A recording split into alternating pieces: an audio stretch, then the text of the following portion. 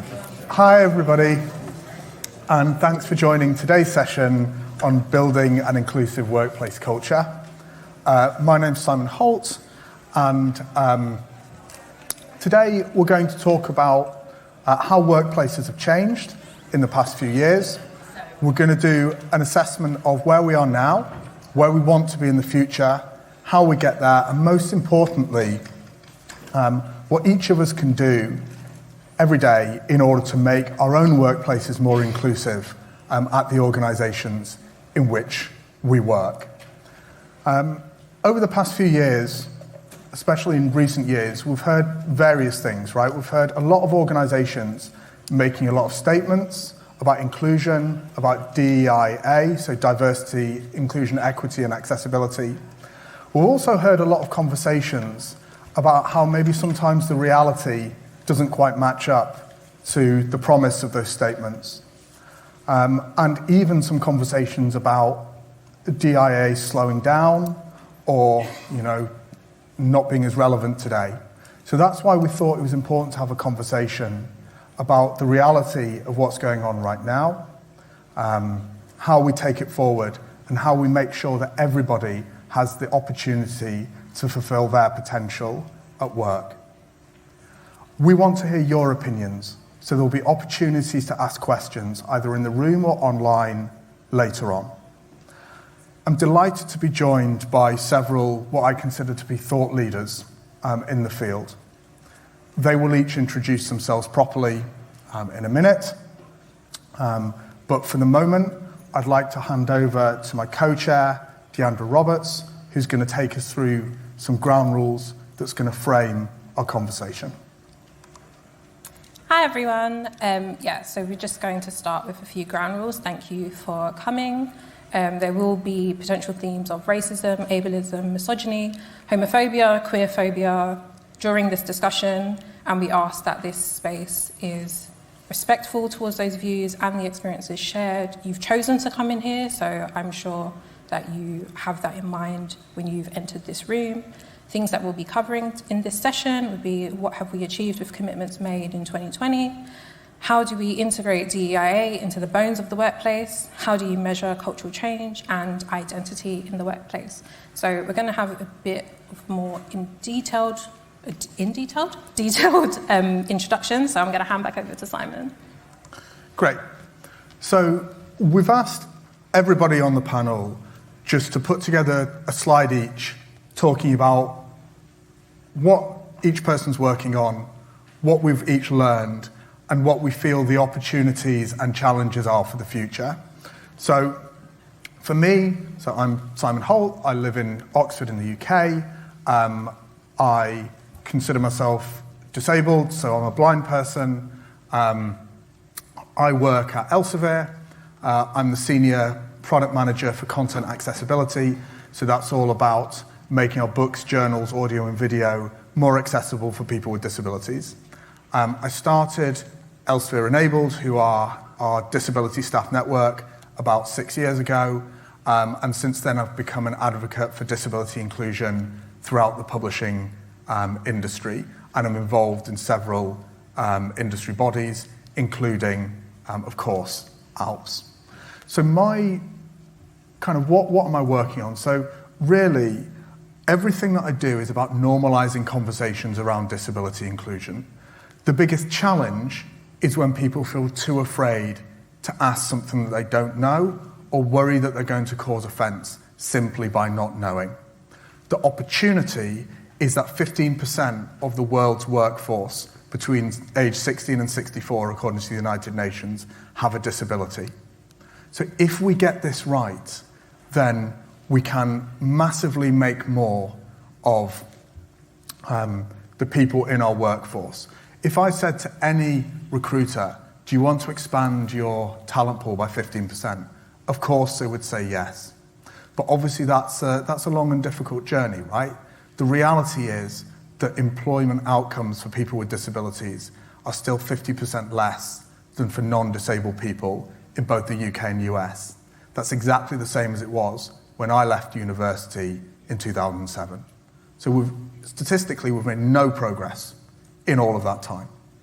What have I learned along the way? Because I don't actually think we've made no progress. I think these conversations are a bit easier to have than they were then. I think the challenge is maybe tangibly, what do we do about it?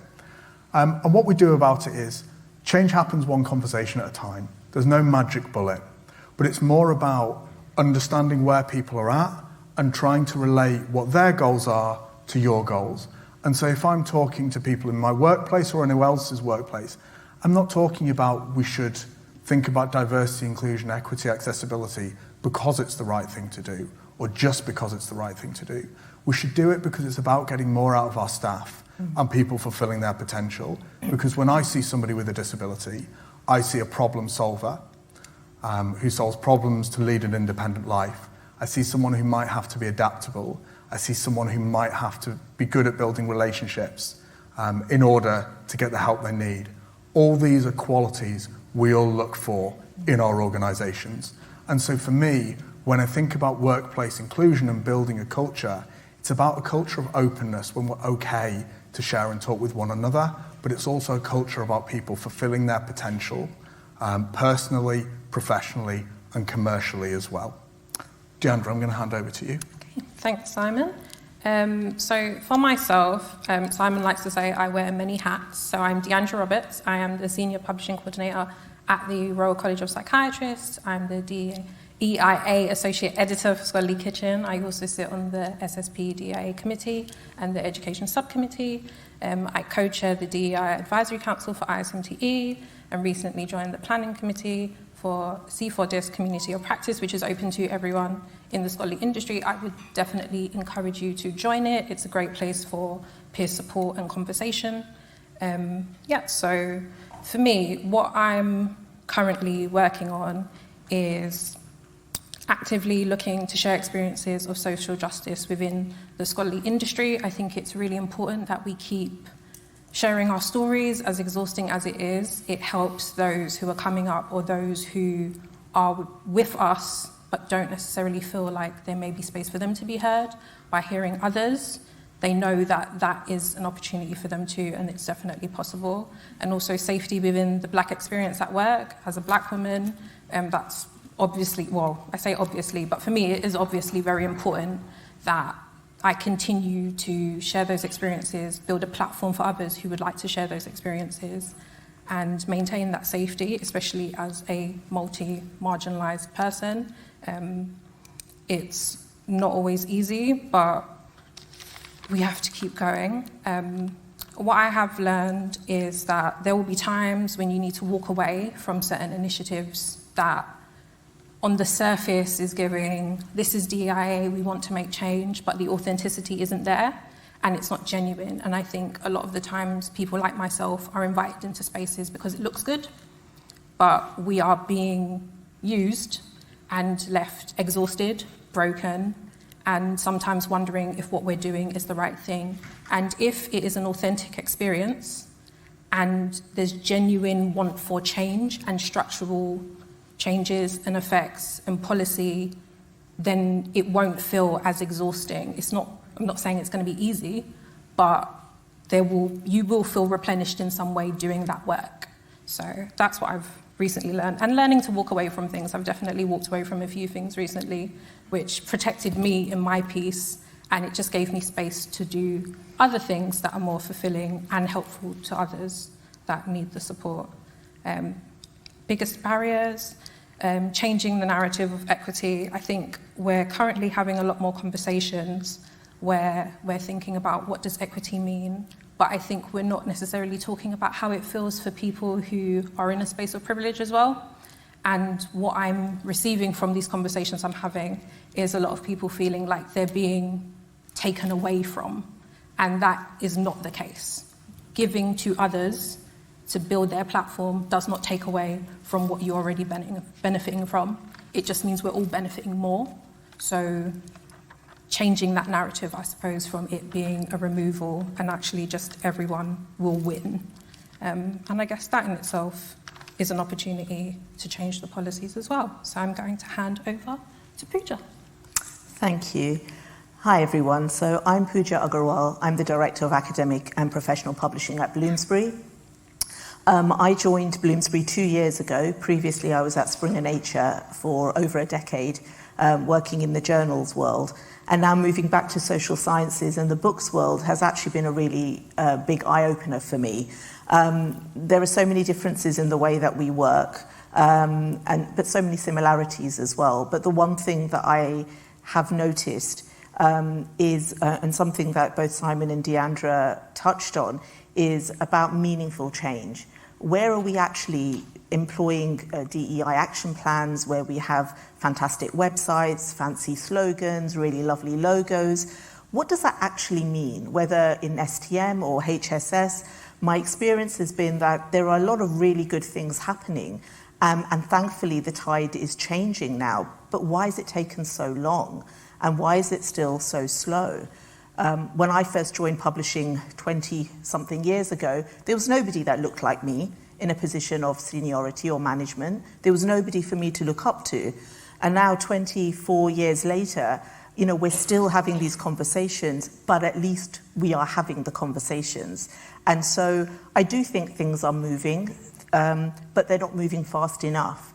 And I think the biggest thing for me in my role now at Bloomsbury is really advocating for that meaningful change and being that role model that I didn't have when I first started out in publishing. We all know publishing is dominated by women, but if it's still white women from middle-class backgrounds who are still being promoted, then that still is not a big enough change to me. If it's still the same people who are getting the responsibility, then that's not a big enough change for me. If it's just putting a slogan on a website, that's not a big enough change. So where do we and how do we actually make that meaningful change? So some of the things that we're doing at Bloomsbury are really aimed at that. We're trying to capture data on our authors.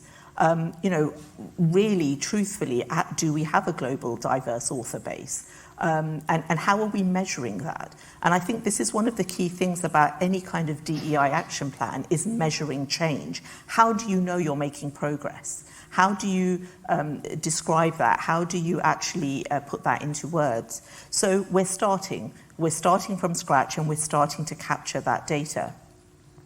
We're putting together funds where we're actually putting money towards authors from the Global South or from less privileged backgrounds who can't afford to pay for images or for rights or permissions for their work. And we're actually helping them and paying that for them to make sure that they can keep going on their journey.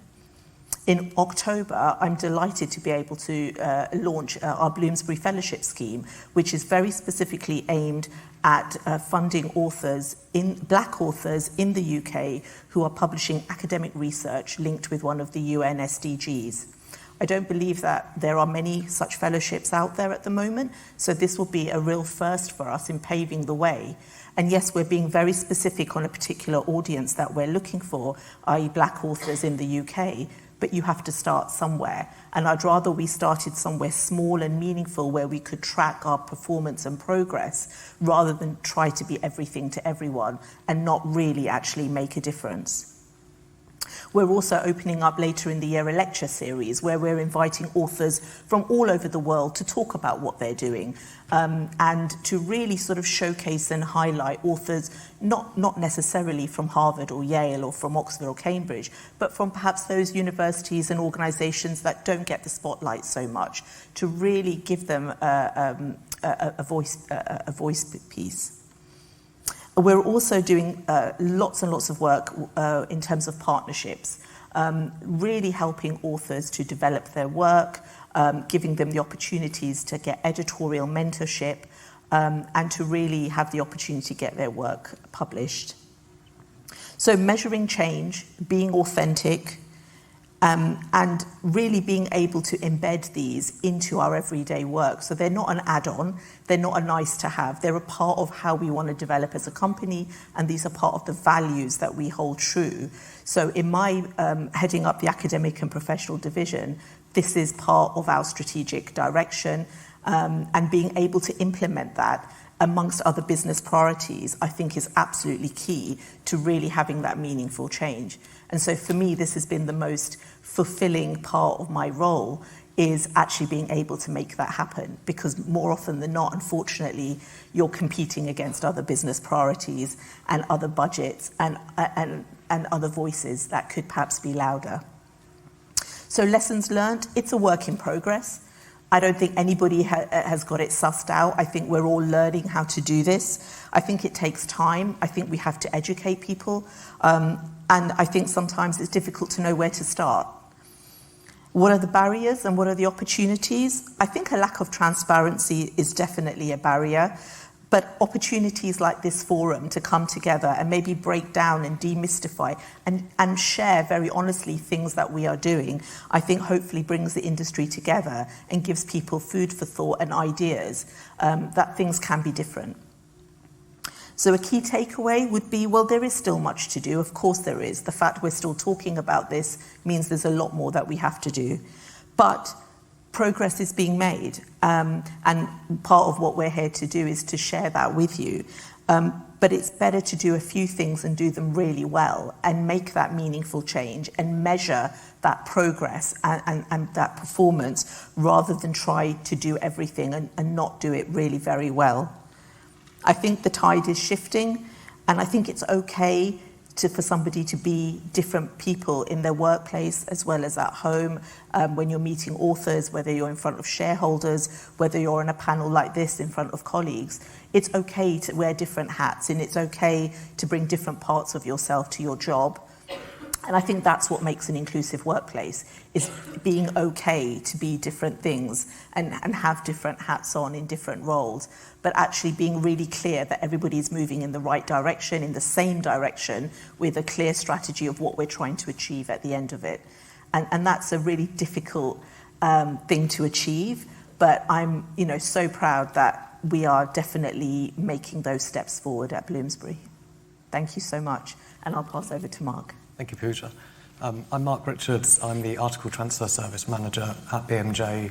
So I look after our authors and our cascade and help them find a good home for their research. But on top of that, my core interest at BMJ is the EDI work we're doing. And I'm particularly interested in the intersection between the diversity of our staff, but also our products and services and the wide audiences that they serve. So I've been at BMJ for 5 years.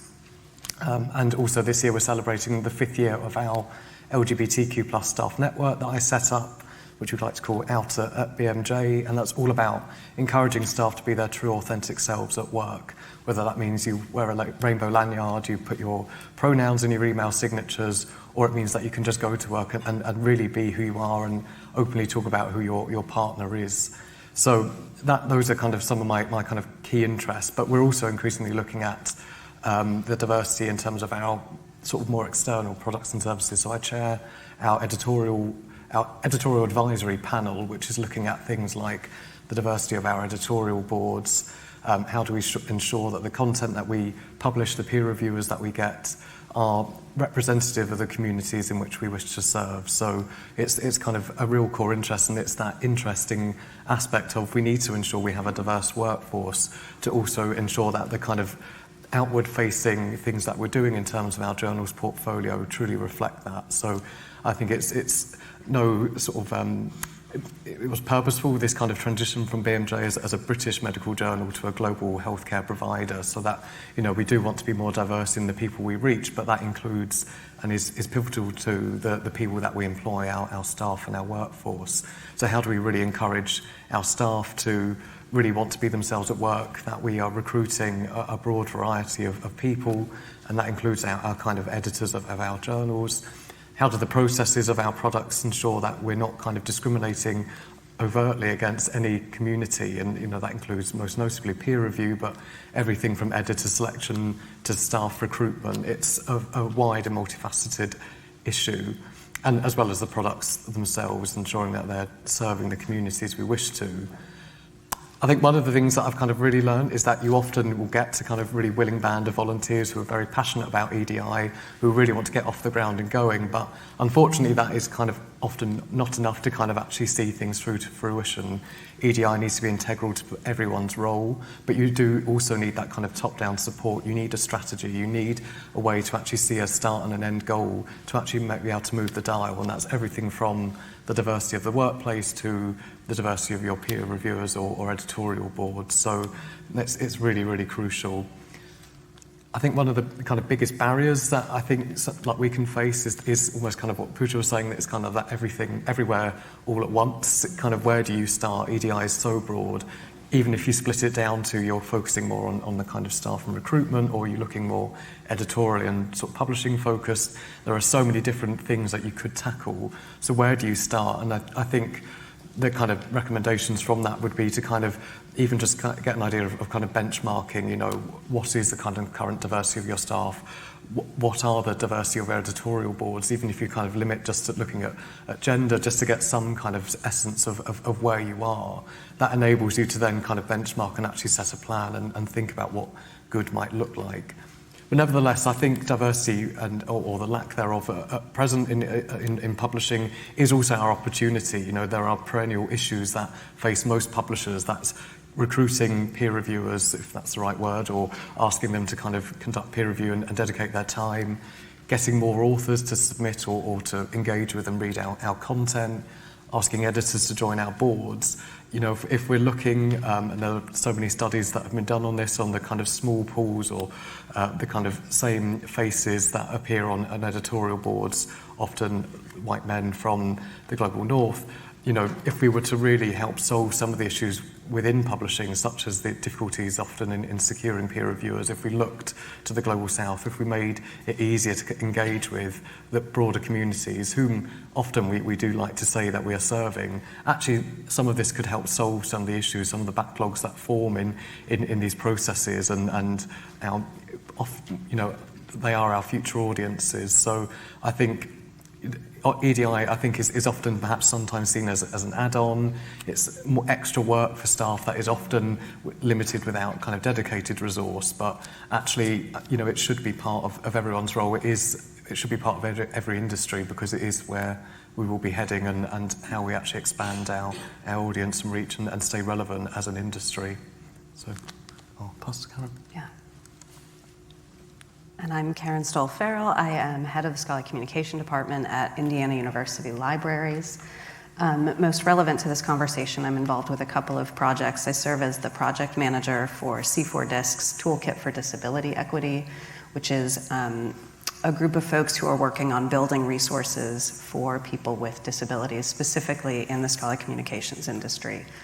I won't talk in too much detail about that particular one, as we'll be talking about it tomorrow at the Wiley session. Simon and I will. I'm also working on a couple of projects around neurodiversity and autism amongst librarians. In particular, I'm also editing a book right now in which our authors are primarily, almost exclusively autistic. And so we're talking through how to adjust the actual process from the start to make it work for those authors better. Beyond that, I would also say that a lot of the work that I think that I do around DEIA in general is actually just in my day-to-day work, right? It's not so much here, while here is lovely and great for some things, it's really a lot more about the work that I'm doing every single day to listen, to make changes that people are saying they need, and to be willing to sort of step out of my own comfort zone regularly.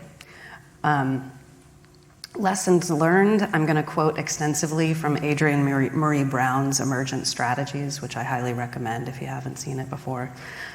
She talks a lot about trust and relationships, so she has something where she talks about you build the resilience by building the relationships, right? And that there's really not a way to move forward until you've focused on that relationship building piece first. I think importantly, we also only get to change if we're willing to put our attention in particular places. And when we have advantages, it's easy to ignore those things that put us in the advantaged position in the first place, right? So I think you really have to actively be looking at the things that you want to change, right? And that's how change happens and how it grows. In terms of barriers, I think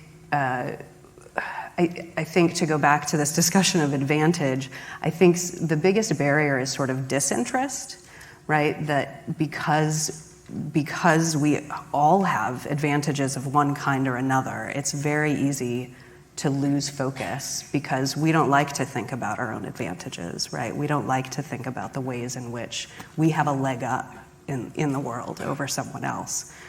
But that's where the work has to start, right? If you aren't willing to acknowledge those advantages, there's not really a great way to move forward from that in order to recognize the ways in which we have to change more broadly.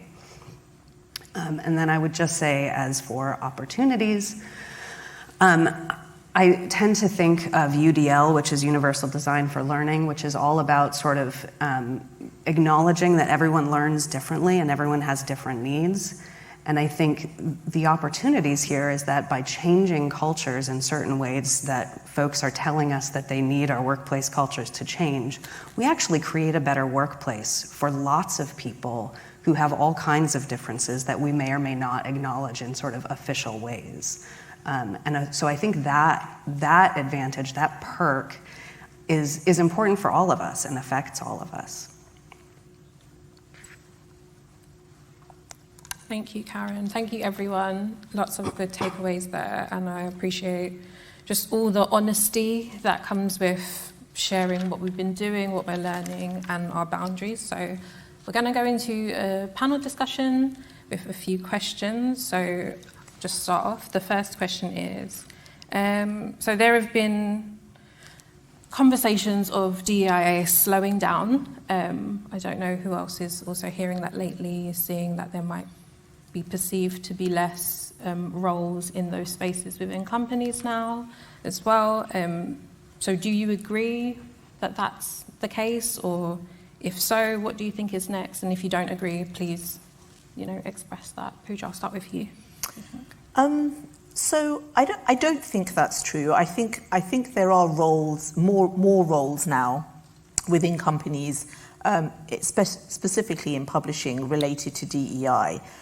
But what I worry about is that they're just for name only, and they're there to tick a box. Do you have a diversity and inclusion manager? Yes, we do. Right, we've ticked that box now. We're covered. And so again, I think it comes back to that point of, is there meaningful change happening with that role? What are they actually allowed to do? Do they have a budget?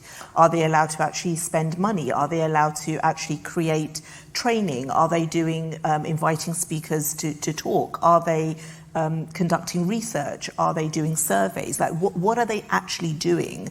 And how does that tie in with the company's goals and strategic plans? And I think in many cases that that's missing.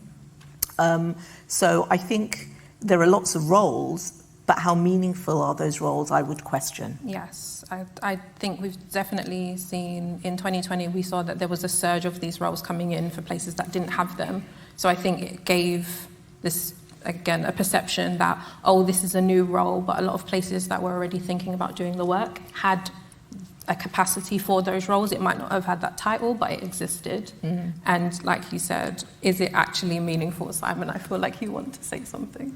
Yeah, I think I kind of want to challenge some of the premonition behind this question, in that actually one of my concerns is that DIA at organisations has increasingly been about dedicated roles, whereas I actually think the point about DIA is that it needs to be integrated into the life cycle of an employee, and it needs to be about every day what we do in the culture, right? It can't just be, we're hiring a person and they're just going to fix DIA for us. And one of the things that I worry about a lot is that, I think you mentioned it before, Deandra, DIA is seen as a nice to have and an extra, and it's seen as somehow separate from the core target, shall we say, of publishing. Whereas to me, actually, DIA is not a separate thing. It's not a separate target. DIA is a framework by which we do business. It's how we better achieve those publishing targets.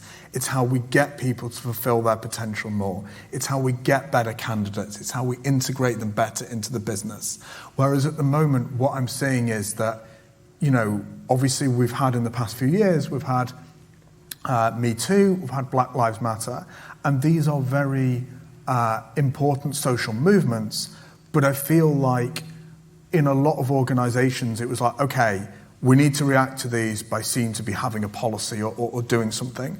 But just to kind of fit in with what Pooja and I think Mark as well was saying, I'm not sure how much these are embedded within the traditional life cycle of the employee. So for me, instead of thinking about roles and having it almost a separate thing, I would like to more thinking about, Pooja, what you were saying, okay, the method by which we go about this isn't important, but actually a few years on from these social movements where we started this conversation, what tangible change are we seeing? Right. And if we're not seeing that tangible change, what do we need to do differently in order to get there? And I think roles is a nice thing to do by companies to show that they're taking it seriously. But again, it's not just about roles, it's about embedding it into the organisation. Yeah. You're right, and I do think these roles, having them exist, we need to use them as a means of accountability.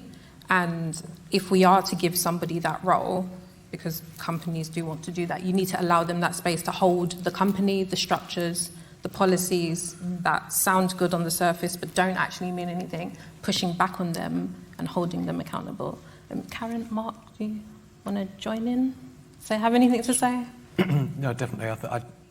I definitely think that I have seen that kind of possibility of we've got the dedicated role, therefore that person owns the responsibility that, is feedback received. I think I'd always be a champion of the staff network. That was kind of really how EDI kind of really kicked off at BMJ. I think it's that is the pure voice of the employee. It's kind of groups feeling safe and protected enough to actually gather on often company time to kind of come together once a month to really discuss the core issues that are pivotal to you in turning up to work and being yourself. So I think kind of a revitalisation of those groups, really. I think that's almost where our kind of EDI grew up from, the kind of ground up at BMJ, and I think that is the kind of key thing.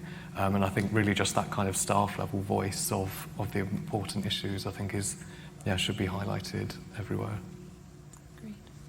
Yeah, I mean, I think I'd just go back to what someone was saying about the how, right? That this is more about a process and what your processes look like.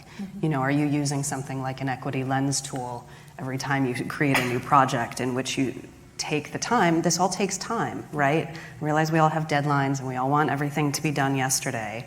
But again, if we aren't willing to commit that time, we're not going to see that kind of change, right? So if you have something like a tool in which you're taking the time to pause and think critically, take the time to think critically about how that tool and how that project is going to impact people and how people are going to interact with that project, that's where you can put the work in to start to see, hopefully, changes.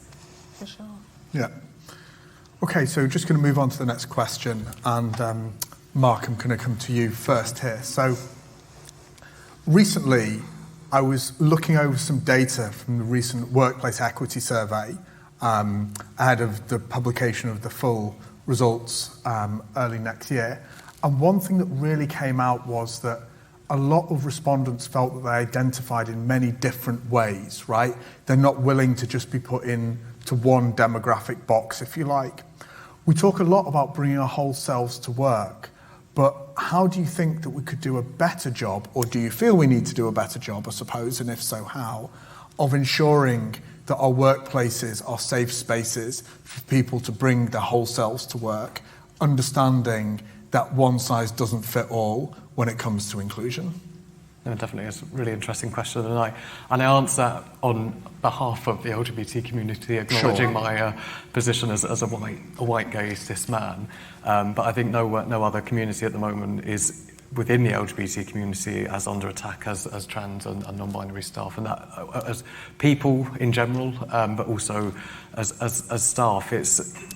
I think the ways in which we could do better, I think, is, it's what does it actually mean to bring yourself to work when actually, often that might not physically involve going to the office anymore. So it's not about, as obvious as wearing a rainbow lanyard or dressing the way you wish. You're kind of often reduced to quite a square grid, but actually how how do we ensure from a company level that actually we have policies in place that, you know, we have trans policies, we've got pronouns in emails as standard, you know, that it's not this question of identity isn't one that is really allowed to be a question as such. You know, anyone should be able to kind of identify as they wish. When I'm specifically coming to kind of sort of gender, I think that there just needs to be that kind of acknowledgement from, and I don't think it is necessary from upper management, it's from hiring managers, but also any kind of employer in an organisation, you know, has no kind of right to kind of question anyone's ability to represent themselves as they wish. I think there are it's often the small subtle things that you can do, you know, it's asking, it's not beyond the kind of pronouns and emails, it's actually not just assuming someone's sexuality.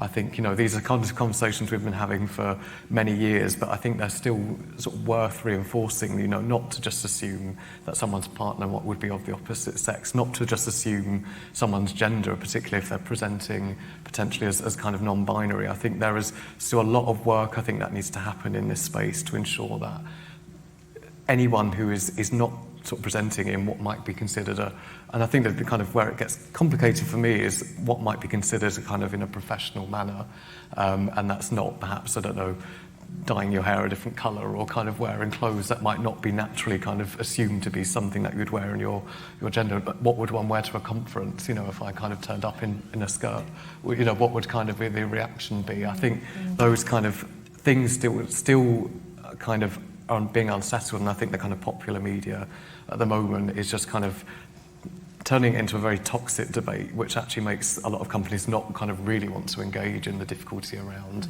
gender and how you would represent yourself. I think it's kind of become a taboo topic, and we just need to take that out and be having those frank and open conversations.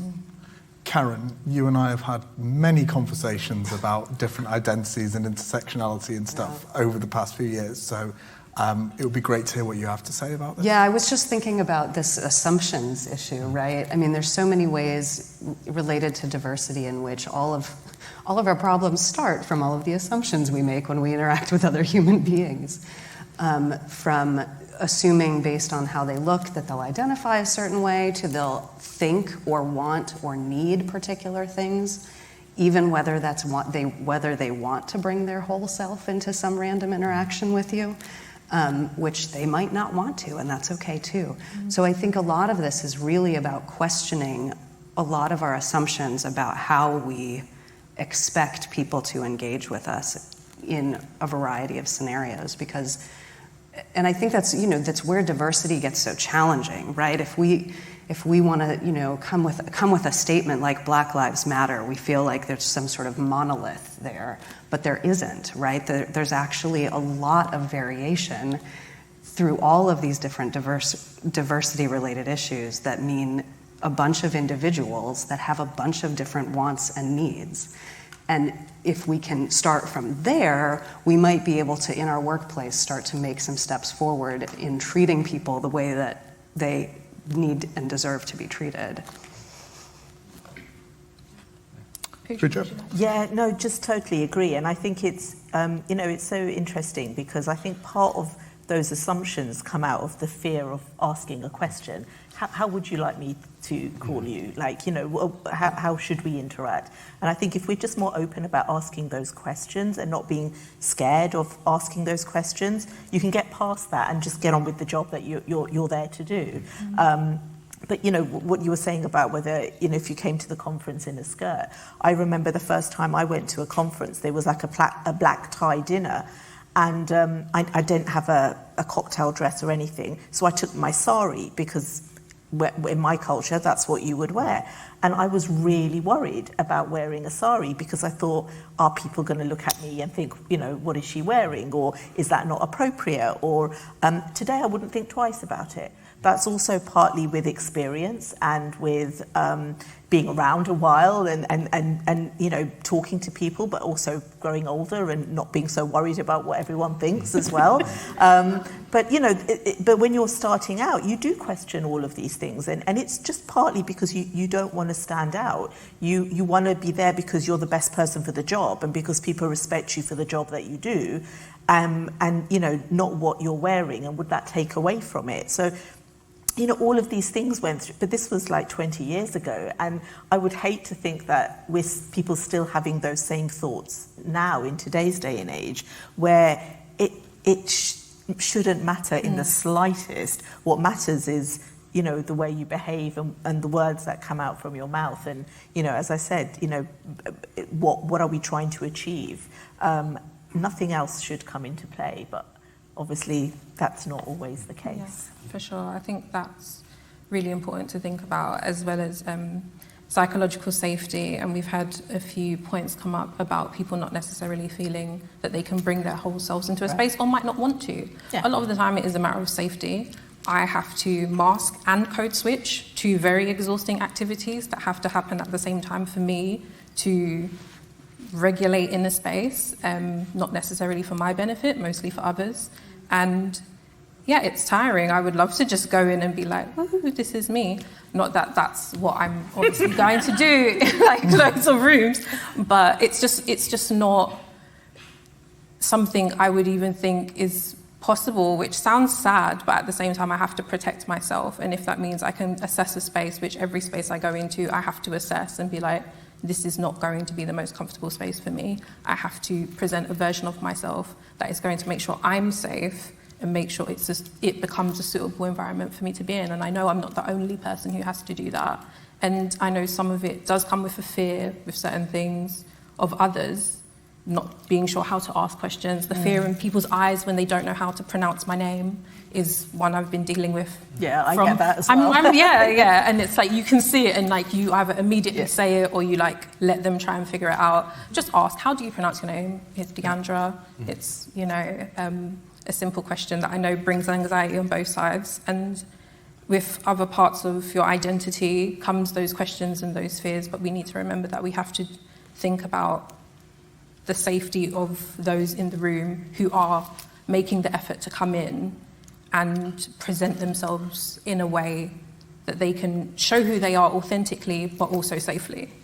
And just very briefly, one thing I would say from my own personal experience, just because you can read my name badge doesn't mean I can read yours. This is very true. Thank you, Simon.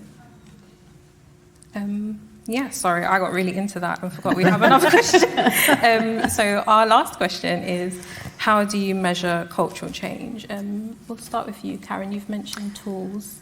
So yeah, I mean, we don't want to put numbers to everything. And I think there's real value to that, so I don't really want to poo-poo it, right? I mean, otherwise we're at risk of just saying, oh, it can't be measured, so I guess we don't have to worry about it. But I do kind of feel like we have to intentionally move that goalpost, right? And be looking for where the numbers are bad. So, for example, if there are minimal people of color in your organization and you start with that number, that's great. But then you need to also look at retention. So this, for example, came up at my institution recently that we're starting to see improvement in hirings of people of color. Our retention is awful, right? So clearly there's a different problem that has to be looked at. But again, I think even with all of that, we have to really be thinking about the tools that we're using in order to make change, right? And that, as I think so many of us have said at this point, really has to be integrated throughout the organization, right? There's not a great way to just have a number or have a person or have a policy that's going to create culture change. It's too dispersed, it's too interwoven into everything. So it really has to be sort of everywhere. Thank you. We'll go this way, Mark. Sure, I'll go next.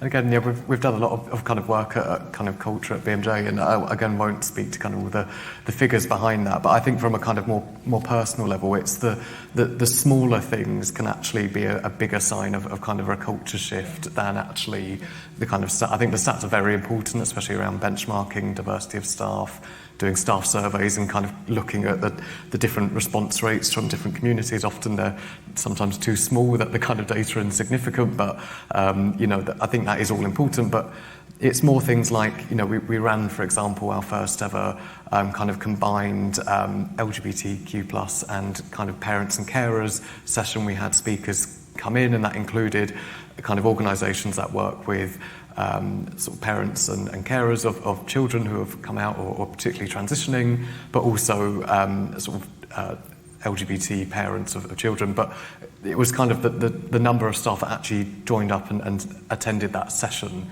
I think, was just really reassuring. You know, people now join the organisation and specifically ask, oh, do you have a staff network that looks at this? Yeah. You know, actually, it's that, I think those kind of small things are actually sometimes often more representative of perhaps that shift now, that actually, on the whole, you know, people are interested in EDI. The people that sign up to join different networks, different activities we're doing, I think are kind of as crucial as the kind of hard sort of stats behind that. You know, I think we've known historically that publishing is a very kind of white and privileged industry. You know, things are changing when you look at the figures, perhaps not quickly enough, but I think it's actually, when you know, how would you take that diagnostic of a workforce? But if you could, I think, you know, there is that trend now towards, you know, actually what are we even doing on EDI? People are actually asking that question, and I think that is a kind of the sign of the culture, particularly a culture that is now 50% or more online only. I think it's that kind of people's engagement or willingness to engage, even if you're not physically in person, in all of the kind of different EDI efforts. Pooja, do you have any brief remarks? I want to make sure we have time for audience. No, I just agree. No, I just totally agree with what Mark said, and I think, you know, building that culture is even more important now because we are in a hybrid working environment, and most of the time we spend in front of a screen. So I think it makes it that more challenging, but even more important. And I think Mark's absolutely right. The small things, the grassroots things, actually do change the culture of a company. Great. Thank you. So we're going to go into questions. We've got a few on the app, which is exciting. And so I'm going to have to really bring my phone close to my face so I can read them. So we'll do app question, and then in the room there should be some mics going around, and we'll try and get them to anyone who has questions. Please introduce yourself before you ask the question as well. So the one that's been upvoted is: publishing is not a career. There is no name to this one, by the way. Publishing is not a career that is considered by people living in low socioeconomic backgrounds in either academia or in publishing.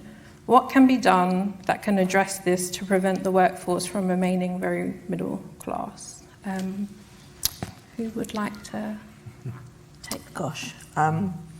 Well, so I think a lot of it is about education, and it's about going to careers fairs. It's about working with local schools. It's about developing those relationships and demystifying what publishing is all about.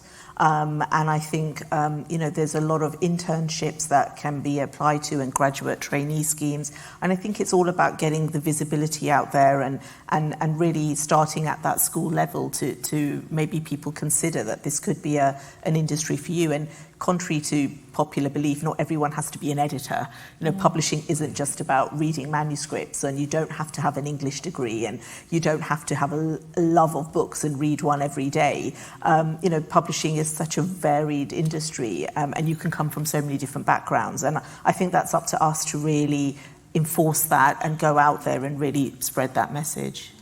On a more kind of practical note, though, you talked about internships and work experience. How many of those in our industry are still unpaid, though? And if you don't come from a background, or you don't come from a part of the country, like near a city, where that's an option for you, it's quite hard, or it certainly was until recently, I'd say, to get into the industry. So if there's one thing that I would say we should really think about as an industry is, if somebody's working, they must be paid. Yeah, absolutely agree. I'd also, as a product of a paid internship that got me into publishing, I'd like to say thank you to Creative Access. Not that anybody of there is here right now, but I think that they do amazing things to get people from ethnic minorities into creative industries, including publishing, and I think more publishers should be willing to work with them. They also want to work with scholarly publishers as well, be it society publishers or larger. They do work with some. That was one of probably the most valuable experiences I've ever had in my working career, having that support and just having that follow through, because they do mentor you as well, and they still reach out to me with training, which I think is great, because I was like a guinea pig for them about 10 years ago. So there are charities such as Creative Access that want to help, and I think we also need to take the steps to reach out to them as well and do the work with them, because they're there, they exist, and Any more? I think just in terms of practical things, I think there's kind of two key things that I think is, and this could apply to both staff and kind of also recruiting editorial boards, is for publishers to really consider the required qualifications that are being put in adverts. Do you necessarily need to have gone to university to do some roles in publishing? And equally for our editors, often there are perhaps levels of seniority required, but actually really looking at that, often sometimes we're recruiting editorial board members, you need to be the leading expert in this field plus have 15 years editorial experience, therefore limiting your pool to, oh look, it's another white man. Actually, could you really expand that? We've actually had success doing that. So I think that, and salaries on job applications or 100%, 1000%. Shall we move to one in the room? Yes. Yeah. There's a question at the front. Someone. Lady at the back. Sorry, we got to someone at the back first. Go ahead. I still can't see, so It's quite apologies. right, isn't it? Hi, this is Laura from X-Auto. I just had a question relating to a comment of Simon's, I think, about DEI being more of a framework in terms of how you manage and support and educate and train your employees. I'd be really interested to hear what you guys think, like how you think that should look when it comes to the hiring and onboarding process, particularly, as opposed to the colleagues you already have in-house. So I'll just start off briefly. For me, it's about looking at every stage of the employee life cycle and thinking about what barriers might exist and then systematically going through them, just like you would with any other change process, right? So, when somebody applies for a job, can they access the website, right? Is it accessible? When somebody comes for an interview and you invite them, are you asking about workplace accommodations? When somebody starts, are you asking about workplace accommodations? Is the manager equipped to have a conversation about disability? Or whatever, when the manager has the conversation, has the first conversation, are we talking about how they would like to be introduced, what their strengths and weaknesses are, what they can bring to the organisation? When you're looking at career progression, right? Okay, it's great that next job is available, but what if that next job forces you, to move to a different country, a different office, and you're not able to do that for whatever reason, right? There'll be lots of different barriers, and I'm not going to pretend that I know them all, especially for all different demographics. But actually, just coming back to Mark's point here, this is where ERGs are important in terms of, and staff networks are important in terms of being advisors and really helping here, right? There's no magic bullet, and I said change happens one conversation at a time, but it really is taking a systematic approach and thinking, right, what are the different stages of the employee life cycle here, and what are the main barriers that are stopping people from different backgrounds fulfilling their potential at each stage? Simon, we've got 3 minutes. Okay. No, if it's please, if it's... I think I've just been looking at my own onboarding documents, and I'll just sort of add to that I think, to go back to some things we've said, it's about looking at your documentation and thinking about where all the assumptions are and how to keep asking this new person questions at all of those stages. How do you best learn? Mm-hmm. How do you use this piece of equipment? What do you need in order to do this particular task? If you can start removing assumptions and asking questions right from the start, you're probably setting yourself up for more success than not. Thanks, Karen. There's actually a question on here directly to you, kind of. So this is from Rebecca Kirk. I don't know if she's in the room, but this is on the app. Karen highlighted the importance of using equity lens tools to integrate decisions. Is anyone on the panel aware of the tools of this type that have been adapted specifically for publishers? My quick answer is no. No? No. No. Oh, we all said no. I use a general one. Okay, well, thank you for that. We've got one more in the room at the front. second row here. Somebody can get there. Okay. I'm just sort of waving in this direction here, like I'm not really being helpful.